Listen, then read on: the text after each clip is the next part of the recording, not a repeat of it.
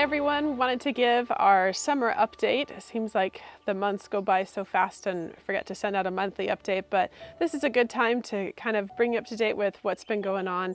So after our last update was June, we had the Nua Festival, which was a 3-day gathering of believers from all over Ireland, from churches all over, gathering in the North Field, and it was amazing and it was a really wonderful time.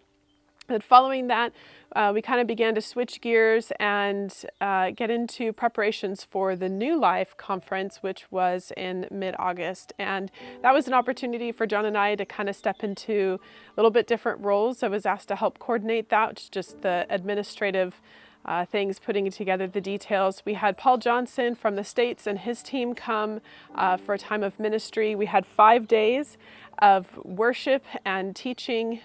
During those 5 days, we saw 3 people come to the Lord, which was amazing.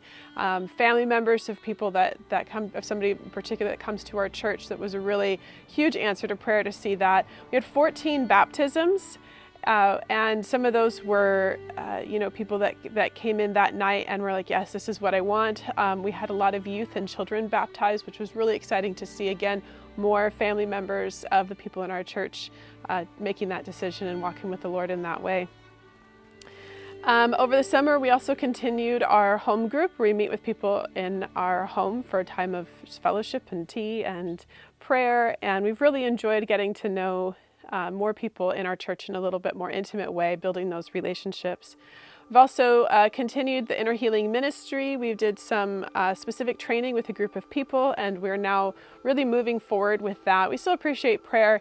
There's kind of a hesitancy to be really vulnerable and trusting that people aren't going to share their stories, and just kind of breaking through some of those cultural barriers, but it is so needed. And one of the ways that we saw this summer just how necessary that ministry is through the loss of our friend Brian. He unfortunately committed suicide, and it was a really hard loss for our church and for us. He was actually the person that John baptized when he and Joe and Tom came and visited last year, and that really hit close to home because it was it feels like something we should have seen, but that's how the enemy works, and that's the reason that we continue to do this. Suicide is a really prevalent problem here, and we want to see people set free of that. And so we're continuing to do this work, continuing to build the ministry, and a lot of it is through training and equipping of people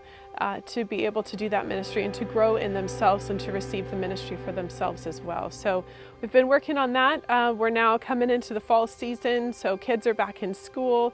We are continuing our homeschooling, and we're also going to be moving into maybe some new things, ways that we can support Neil and his vision for the church through a variety of different things. So we're excited to see what's coming with that, and we're just loving it here. John and I are currently celebrating our 16th anniversary at this beautiful place called Heathfield Hall with some friends from a church nearby that we've gotten to know, and it's just been a really, really nice time. And so yeah, we appreciate your continued support and your prayers. This has been a really beautiful summer, and we're looking forward to what the Lord is doing as we come up to our first full year here. So thank you so much for your support, both in prayers.